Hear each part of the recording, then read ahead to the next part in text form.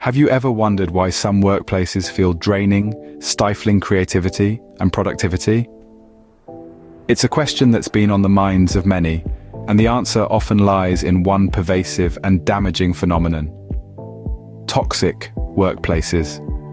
This toxicity can seep into every corner of an organization, eroding the morale and motivation of employees, and even impacting the overall health of an organization. It's a hidden toll that can be easy to overlook, but its effects are far-reaching and long-lasting. Toxic workplaces are not just about unpleasant or challenging work environments, they go beyond that. They're about persistent patterns of behavior that undermine people's confidence, their ability to perform, and their sense of well-being. Recognizing these patterns is the first step towards addressing them. The gravity of this issue is immense, and it's something that we need to take seriously. So let's pull back the curtain and dive into some real-life case studies to illustrate the gravity of this issue. Meet John, a software engineer with a boss who micromanages every task. John's weekdays are a repetitive cycle of anxiety and stress.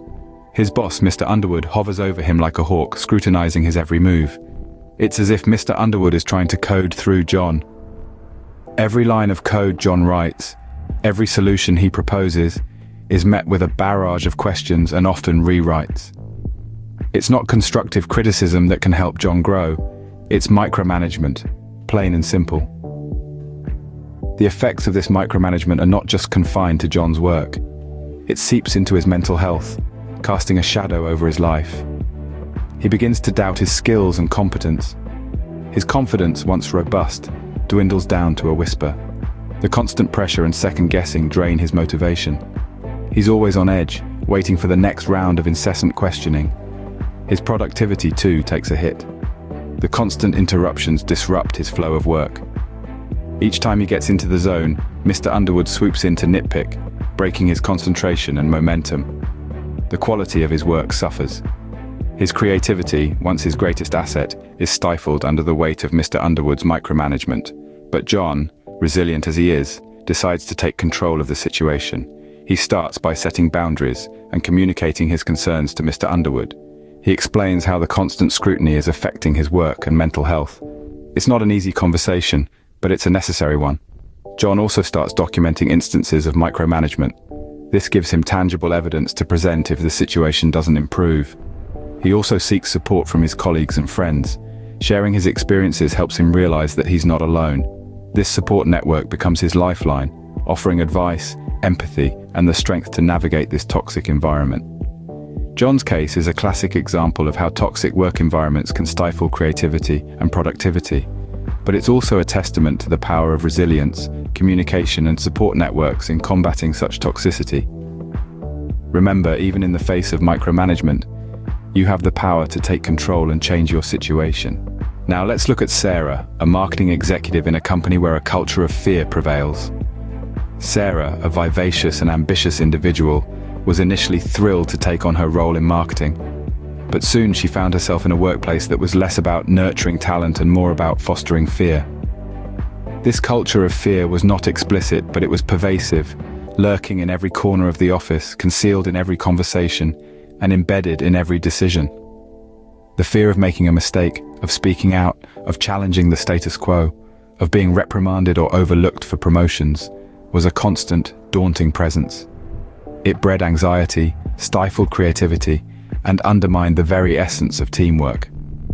Sarah, like many others, began to question her capabilities, her self-esteem taking a beating with every passing day. The impact was not just professional.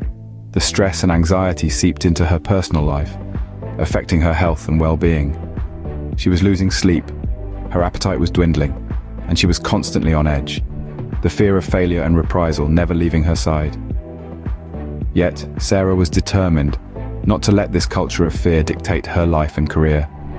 She began by recognizing the issue. She acknowledged the fear and its detrimental impact on her performance and well-being. This self-realization was the first step towards overcoming her challenge. Next, she sought help. She reached out to her support system, friends, family, and mentors, sharing her experiences and seeking advice. She also started to invest in herself, developing her skills and enhancing her knowledge to regain her confidence and assert her worth. Gradually, she began to push back against the culture of fear.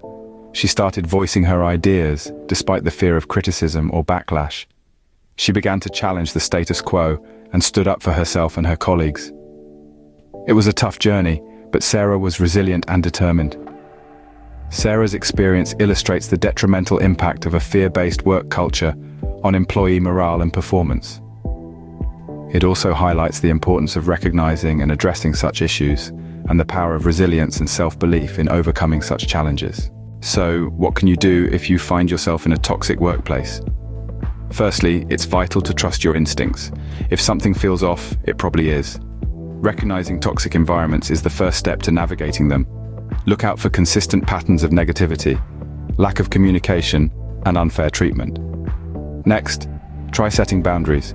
Yes, it's a challenge, especially when you're in a place where boundaries are often overlooked.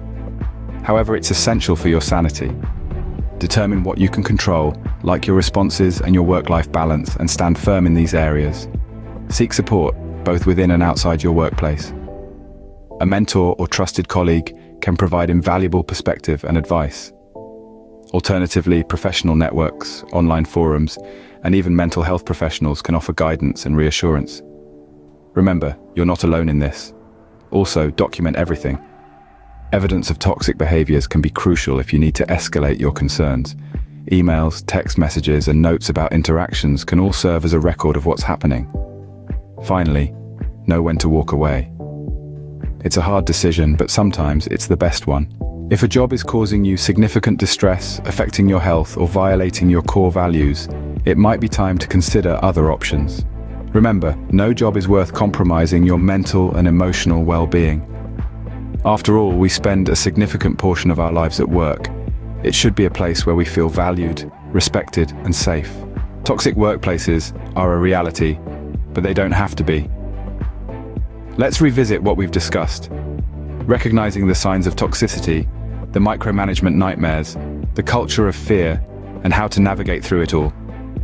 It's crucial to understand these elements, not just for your own well-being, but to foster a healthier work environment for everyone. Remember, it starts with you. You have the power to create change. Don't let a toxic work environment steal your joy, creativity, or productivity. Having empowered ourselves with knowledge and understanding, it's time to take a stand against toxicity. If you found this video helpful or know someone who could benefit from it, please don't hesitate to like, share, and subscribe to our channel. Your support enables us to continue creating content that can help transform toxic workplaces into healthier, happier environments. Remember, each one of us has a role to play in this mission.